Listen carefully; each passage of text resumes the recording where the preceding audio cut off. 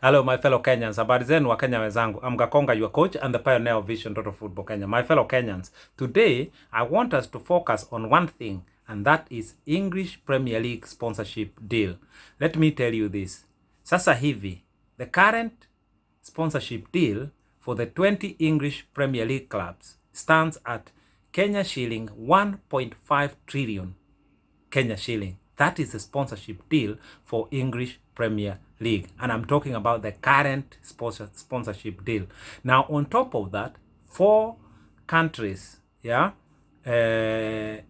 Belgium, Norway, Finland, and Sweden have decided to give English Premier League 200 billion Kenya shillings so that these 4 countries can air English Premier League matches. My fellow Kenyans, if you look at this, the deal that's current at the moment of 1.5 trillion Kenya shilling now add 200 billion Kenya shilling.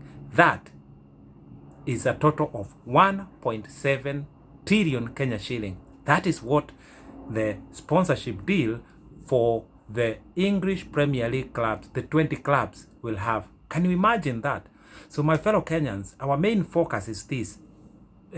Football economy can drive a nation. Football is a place where big money can be made, and I'm talking of big money because currently in Kenya, the entire country, Kenya, our country, Kenya, the government can only collect 1.8 trillion Kenya shilling. Yeah, in the whole year, the revenue that Kenya Revenue Authority can collect is 1.8 trillion Kenya shilling. That is collected from Mama Mboga to Safaricom. Any activity that is making money in Kenya, the entire government collection is 1.8 trillion Kenya shilling.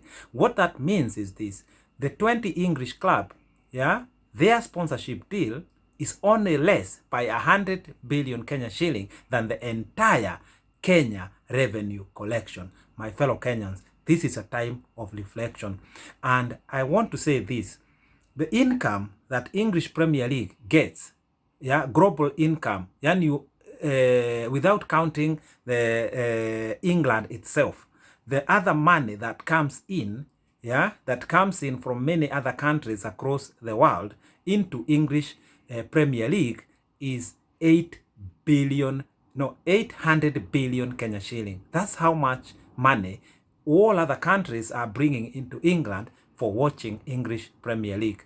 That is now without even counting the 4 countries and the 4 Nordic countries that have given the deal to the English Premier League. So what I'm saying is this: the income from across the world for English Premier League stands at 800 billion Kenya shilling. If you divide 800 billion shilling to 205 countries that exist in this world, it shows that each country on average is paying 4 billion Kenya shilling to English Premier League. That means Kenya is paying 4 billion Kenya shilling on average to watch English Premier League. My fellow Kenyans, how much are Kenyans paying to watch Kenya Premier League?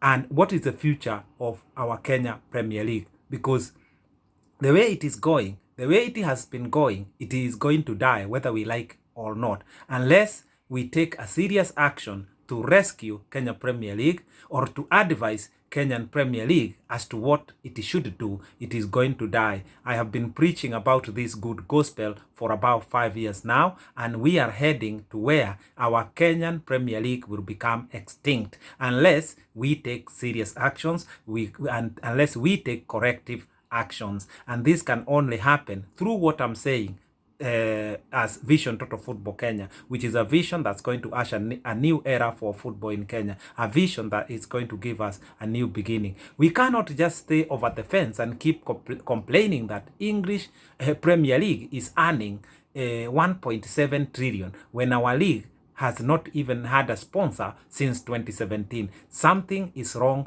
on the Kenyan side, something is right on the English side. What is that? What is the secret? The English Premier League has mastered how to manage itself. The English Premier League has everything correct: the management, the governance, the democracy within the club, and the development of clubs themselves. Individual clubs are developing themselves, and then collectively the English Premier League is developing itself. So the starting point for our Kenyan Premier League is to ask ourselves, how are individual clubs developing themselves? When we have clubs that have no stadiums, clubs that have no fans, clubs that are just sharing a ground, yeah, they play so many matches in one common ground. That means that the fans who belong to the club have no spiritual home, and that's the beginning of our problem. There is no country that can develop a Premier League where clubs don't have their own stadiums, where clubs don't have enough number of supporters, because the value of a club is hooked on the number of fans that club can attract, and the stadiums as assets of professional football clubs. So going forward, I see a situation where no Kenyan Premier League club will be allowed to share a stadium. No Kenya Premier League club will flourish without enough fan base. This is a discussion for another day. But my fellow Kenyans, for me to understand that Kenya is channeling on average 4 billion Kenya shilling to English Premier League when our football is dying, this must be a wake-up call. We must do something to our football. But our Kenyan Premier League will not develop unless we holistically sort the situation of our Kenyan football. And that means that we must start at the grassroots, and then we move up, keep moving up to the grassroots, amateur football, semi-professional, professional football, lower stages of professional football, until we arrive at Kenyan Premier League level. My other question here is this idea of FKF wanting to take over Kenyan Premier League running or management or whatever you want to call it, just any little takeover of Kenyan Premier League by FKF is going to bring the death of Kenyan Premier League even faster than we think. My fellow Kenyans, I want to ask this question. Why is the management of Kenyan Premier League is not protesting this idea of FKF takeover?